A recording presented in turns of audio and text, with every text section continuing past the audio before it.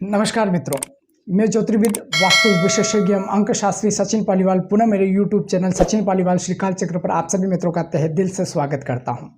आज एक रोचक वीडियो को लेकर मैं प्रस्तुत हुआ हूं। विषय है आगामी शारदीय नवरात्रि प्रारंभ हो रही है, उस दिन हम माँ की पूजा का समय कौन सा रहेगा, घट स्थापन का समय कौन सा रहेगा, अष्टमी तिथि को कब मनाना है, नवमी तिथि को पारना कब खोलना है तथा दशहरे का पावन पर्व हमें कब मनाना है, तो उसके बारे में संपूर्ण जानकारी आपको इस वीडियो के माध्यम से प्राप्त होगी। आप इस वीडियो के अंत तक बने रहें। मेरे YouTube चैनल सचिन पालीवाल श्रीकाल चक्र को आप लाइक कीजिए, सब्सक्राइब कीजिए, शेयर कीजिए। तो आइए मित्रों, प्रारंभ करते हैं इस रोचक जानकारी को लेकर।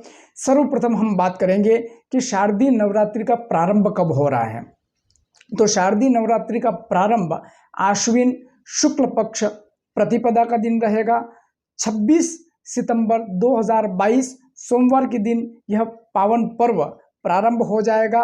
इस दिन घट स्थापन का जो समय रहेगा वह प्रातःकालीन वेला में सुबह 6:15 से लेकर 7:45 का अमृत काल रहेगा। उस समय हम घट स्थापन कर सकते हैं, माँ की पूजा कर सकते हैं।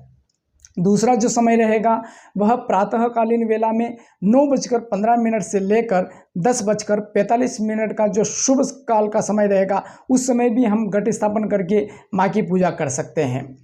इस दिन हमें माँ की पूजन करके उनसे प्रार्थना करना है कि हे माँ, आप हमें सिद्धि दीजिए, बुद्धि दीजिए, रिद्धि दीजिए, संपूर्ण कामनाओं की कामना आप हमें हमारी पूर्ति कीजिए, आप हमें आशीर्वाद दीजिए, यश दीजिए, कीर्ति दीजिए।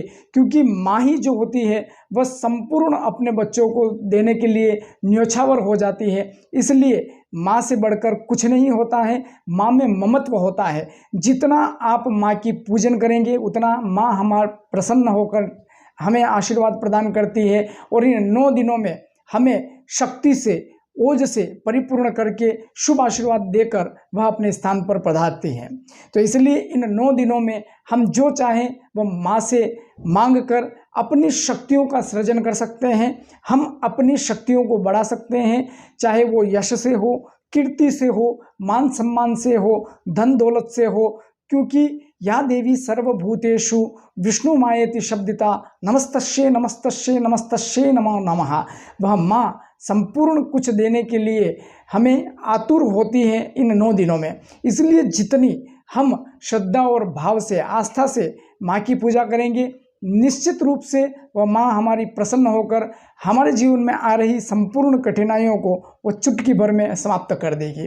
तो इस दिन माँ से प्रार्थना करना है कि हे माँ, आप हमारी संपूर्ण मनोकामनाओं की पूर्ति करें। इस प्रकार से आप उनकी षोडशोपचार से, पंचोपचार से माँ की पूजन कर सकते हैं।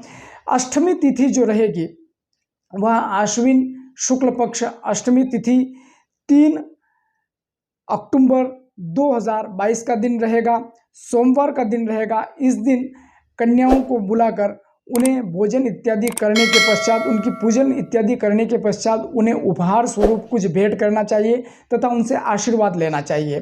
क्योंकि जो छोटी कन्याएं होती हैं वो माँ का ही स्वरूप होती हैं, इसलिए उनका आशीर्वाद लेना हमारे जीवन में उन्नतिदायक होगा और हमें हमारे जीवन में एक मुकाम प्राप्त होगा जो माँ के द्वारा हमें आशीर्वाद के स्वरूप में प्राप्त होगा।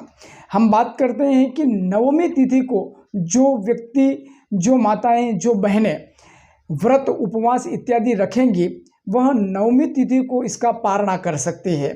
नवमी तिथि 4 अक्टूबर 2022 को रहेगी। वह 2:20 तक नवमी तिथि रहेगी।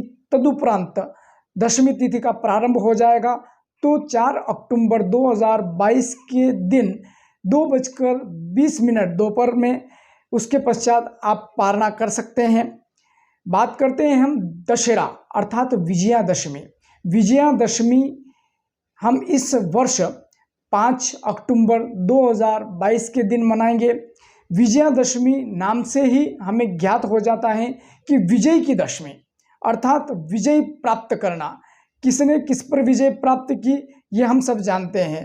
राम ने रावण पर विजय प्राप्त की अर्थात अधर्म पर धर्म की विजय की प्राप्ति, यही विजयादशमी है।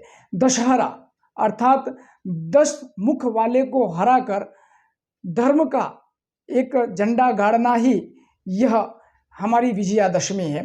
अब रावण के 10 मुख थे वो तो समझ में आता है, लेकिन इसी प्रकार से हमारे अंदर भी जो विकार है उन विकारों पर विजय प्राप्त करना, यही विजयादशमी का पावन पर्व के रूप में हमें मनाना चाहिए।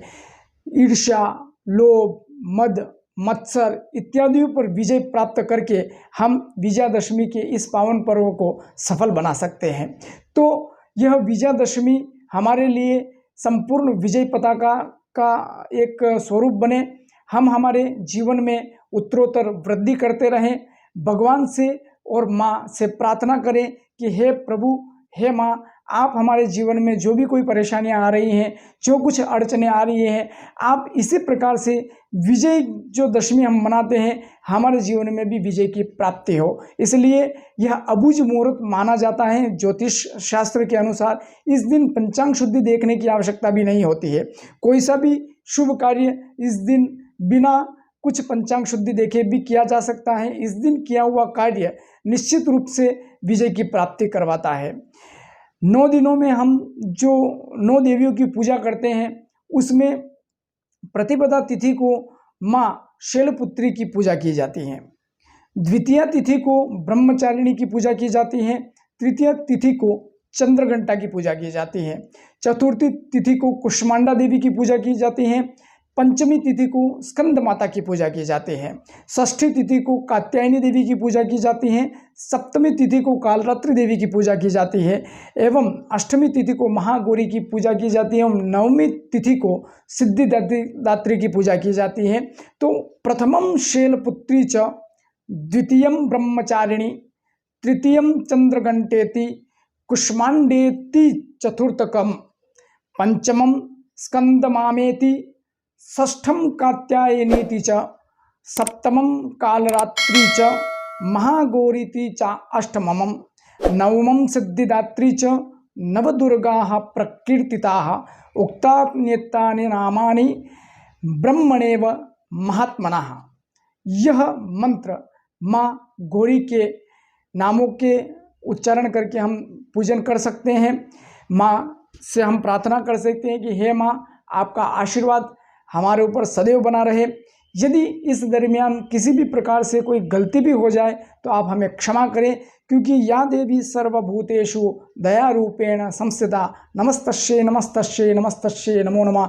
या देवी सर्वभूतेषु बुद्धि रूपेण संस्थिता, नमस्तस्यै नमस्तस्यै नमस्तस्यै नमो नमः। या देवी सर्वभूतेषु विष्णु मायेति शब्दिता, नमस्तस्यै नमस्तस्यै नमस्तस्यै नमो नमः। हे माँ, आप हमारे संपूर्ण जीवन में सभी को खुशहाल रखें, प्रसन्न रखें। आप सभी को आगामी शारदीय नवरात्रि की अनेक अनेक शुभकामना।